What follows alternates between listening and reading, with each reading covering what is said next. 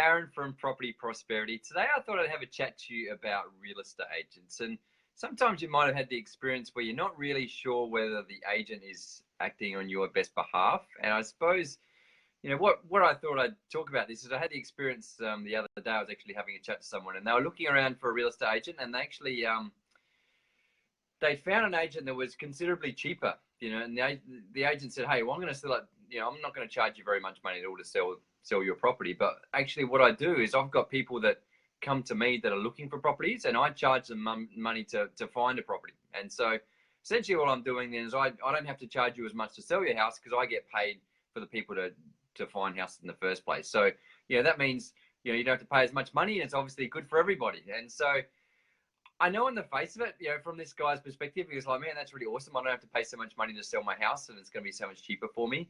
But the thing to understand is, who does that agent work for? Is that agent working for you, the person selling your property, or is that agent working for the other person, which is paying them money to source a property for them? And you can understand that's why I refer to it as double dipping. They're trying to get money on both sides.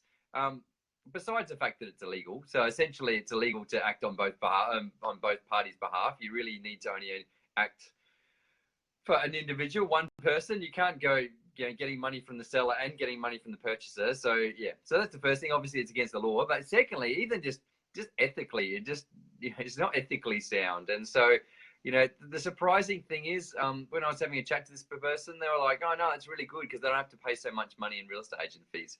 The thing to understand is not so much what the real estate agent is charging you, is how much more value is the agent adding to the value of your house. Or in this particular case, is how much value are you losing from your house because the agent's selling your house at a discount, Understanding, so that could be his mate down the pub, or it could be his brother, or it could be anybody you're selling your house to. And all he has to do then is say, hey, well, this property's worth $550 and I can sell it to my mate down the pub for $450. And, you think it's awesome because I haven't had to pay so much money to get an agent to sell my house, but you've just lost $100,000. And obviously the purchaser's super happy. They're happy to give $10,000 or $20,000 or $30,000 to the agent because they're going to make, $100,000 by buying under $100,000 undervalued. So I think it's just something to be aware of. I suppose this is my concern when people are particularly focused on the commission the agent's charging. They're really focused on how much is the agent charging me, rather than focused on, firstly, how much the agent's making me, essentially. So the agent should be creating more value than they're charging you for. So in that case, the agent's commission should be irrelevant. If you can see the agent's actually going to make you more money than they're charging you, then really who cares what their commission is? If they can make you an extra $100,000, but they charge you $50,000 to sell your house, who cares? You made an extra $50,000. So what you need to be sure of, though, is the agent actually adding an extra $100,000 to the value of your house, which, that's the hard thing to guess, I suppose. But, you've really got to you look at their background, look at their history, and try to see, is there any differences between the agents? I suppose my opinion to people is really, if you think all agents are the same, they all do the same thing, they're basically, whack an advert on the internet and have an open inspection, hand out some flyers and drive around someone's house and sign a contract, then, probably your agent is getting paid too much. And then you can purely compare based on price, because that's all they're doing, then that's not really that hard. So, whereas if the agent's actually, marketing the property really well, getting heaps of people to come to the opens, negotiating really well to make sure people pay top dollar, then, if they can show consistently they're making you, they're selling houses significantly more than other agents in the area, and they do it repeatedly, consistently. They can show you that's something they've got a proven track record on. Then you can sort of see now why their commission becomes irrelevant, and you can see why this guy's situation. He was purely focused on how can I pay this agent the least amount of commission, but he was willing to give away the sale price of his house, potentially 50 or 100,000. He might have to sell his house at a discount, purely for the focus on trying to minimize his commission he's paying to the agents. The other thing to think about too, obviously this is pretty obvious how that's misleading and deceptive and obviously illegal. The other thing that agents do, which I still consider double dipping as well, is the fact that a lot of agents have relationships with people that want to buy properties, and it might be developers like myself, or it might be investors that they keep on their database. And so if an agent ever comes to you saying, hey, I've got a person that wants to buy your property, and the agent's saying, don't worry about having open inspections, don't worry about putting it on the market, don't worry about advertising, I've got someone that's willing to buy it right now. Understand when the agent's doing that, he's not doing that passing it through to somebody that's going to pay top dollar. Because the thing to understand, if there is one person that wants to buy your property, there's probably other people that want to buy your property too. And so the reason why people want to be on an agent's database, and the reason why they want to buy a property before it goes on the market, basically it's called an off-market sale. It means selling it when it hasn't gone on the market. The reason why people want to be on an agent's database to be able to buy a property in off-market sale is because they understand and they've got an agreement with the agent, they're going to buy it at a discount. They know they want to buy, they don't want to pay full market price. They don't want to compete with other people. They want to pay a price before it goes on the market. That's why it's called an off-market sale. And it's understood by everybody involved. An off-market sale means I'm buying the property at a discount. And so this is why I'd be very wary of an agent that says, hey, I've got a database of people, or I've got someone that wants to buy your house right now.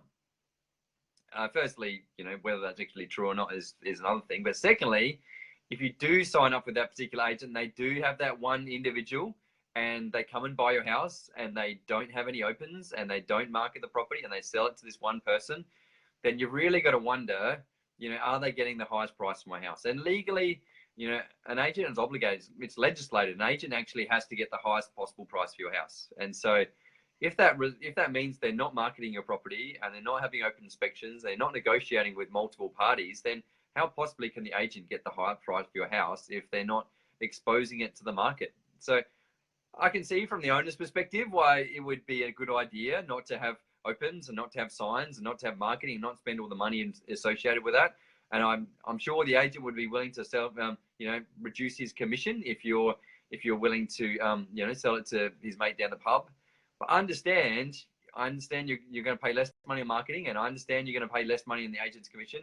But understand you are going to be selling your house at a significant discount. And it has to be a significant discount, because why else would someone want to buy a property, sight unseen, when it hasn't been marketed on the property, on the market? It's purely for the fact people want to be on a database, of an agent's database, because they want to get properties at a discount. So, and I don't know if you've listened to my podcast before, I've interviewed quite a few buyers agents. And obviously if you are someone looking at purchasing a property, I definitely advise you to ring up all the agents, get on their database, become good friends with the agents and say, hey, Mr. Agent, tell me about a property comes on the market. I'm willing to buy it off you, before it goes on the market. And, 9 times out of 10, you will find an agent that's going to say, yeah, that's awesome. No problems. I'll give you a call as soon as I find one.